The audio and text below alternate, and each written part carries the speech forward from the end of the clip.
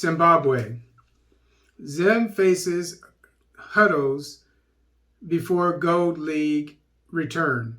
And this article is taken from, I think it's saying hurdles, but maybe I'm wrong, meaning challenges. But it says huddles. This article is taken from the Zimbabwean newspaper, Newsday.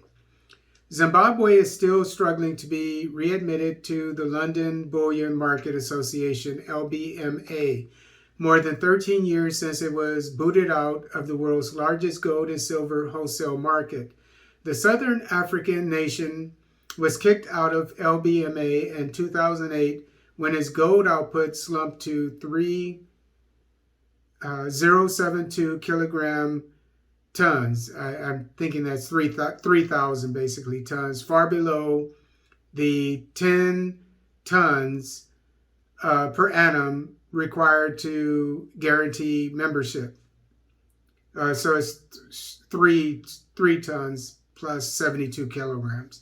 However, the requirement was fulfilled in 2015 when production hit 21 tons.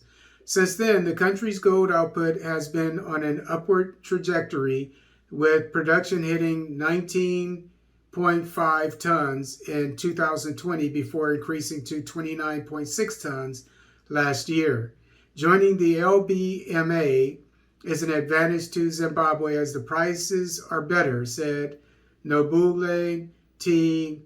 Chikuni of the Zimbabwe Environmental Law Association in her report titled "The Need for Responsible Mining Practices in Zimbabwe." Following the improvement in gold production, Zimbabwe has been trying to be readmitted to the LBMA with no success. Chikuni said gross human rights violations, land degradation, and poor law enforcement in the mining sector could be some of the reasons Zimbabwe's admission has been delayed. Until Zimbabwean authorities remedy this, then it is unlikely that they will meet the criteria set by the LBMA for readmission, according to the Bullion Post. In addressing this, Zimbabwe should adopt the Organization for Economic Cooperation and Development, OECD, guidelines on responsible sourcing, among other global transparency initiatives in the extractive sector, she said. Chikuni said the LBMA had adopted responsible sourcing. LBMA established the Responsible Gold Guidance refiners to combat systematic or widespread abuses of human rights, to avoid contributing to conflict, comply with high standards of anti-money laundering, and combating terrorist financing.